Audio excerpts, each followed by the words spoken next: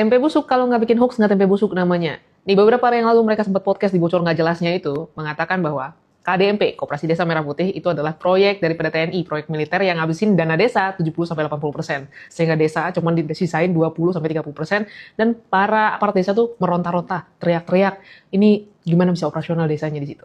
Nih, ya, kita harus pahami dulu, Koperasi Desa Merah Putih ini adalah program daripada pemerintah saat ini, yang udah bahkan sampai dituangkan oleh Presiden di dalam Inpres nomor 9 tahun 2025, mengenai percepatan daripada Koperasi Desa Merah Putih. Jadi, ini udah nyata, ini adalah program daripada pemerintah saat ini, bukan program TNI. Yang mana program ini juga itu didukung oleh banyak kementerian, Kementerian Keuangan, Kementerian Koperasi, Kementerian Desa, OJK, Bank Indonesia, BUMN, Bulog, Pertamina, bla bla bla ya. Lo bisa cari sendiri. Apa sih Koperasi Desa Merah Putih? Ya, Koperasi Desa Merah Putih ini kan tujuannya itu sebenarnya adalah meningkatkan kesejahteraan masyarakat desa, memutus golongan jeratan pinjaman online tuh ya, mendorong produksi dan penjualan hasil tani, dan perkuat ekonomi lokal.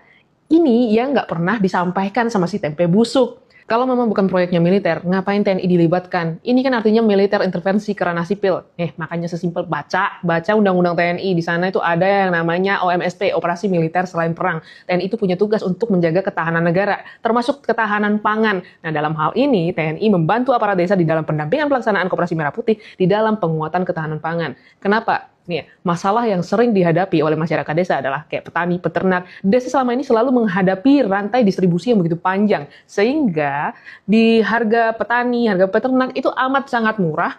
Karena rantai distribusi yang begitu panjang, harga di konsumen terlalu tinggi. Sehingga nih mau disingkat nih ya lini distribusinya.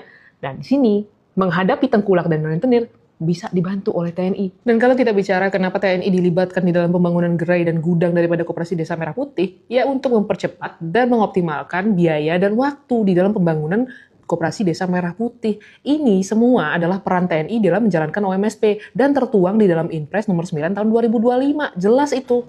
Ada lagi narasi busuk yang disampaikan oleh tempe busuk di dalam podcast kampretnya.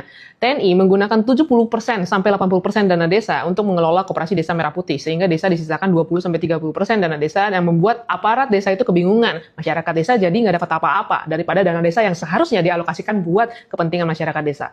Ini nih ya, kita sebenarnya mau bicara itu harus lihat aturan yang benar gitu. Nggak bisa sembarangan buat narasi kayak mereka. Kita ngomong masalah Permen Desa nomor 10 tahun 2025, menjelaskan tentang mekanisme persetujuan kepala desa melalui musyawarah desa. Penggunaan anggaran desa itu harus disetujui oleh kepala desa yang dilakukan secara musyawarah. Dan kalau kita bilang masalah anggaran yang dipakai 70-80% daripada dana desa untuk KDMP oleh TNI, ini kan ngawur banget ya. Ada peraturan Menteri Keuangan yang mengatur masalah pengalokasian dana desa. Nggak bisa seenak udel kayak tempe busuk ngomong. Nih, di 4 pasal 7 PMK nomor 7 tahun 2026 itu membagi 2 anggaran desa. Satu anggaran tetap yang nggak bisa diganggu-gugat. Yang satunya lagi adalah insentif desa. Besar dana tetapnya itu adalah 59 triliun 570 miliar. Sedangkan insentif desa itu adalah 1 triliun.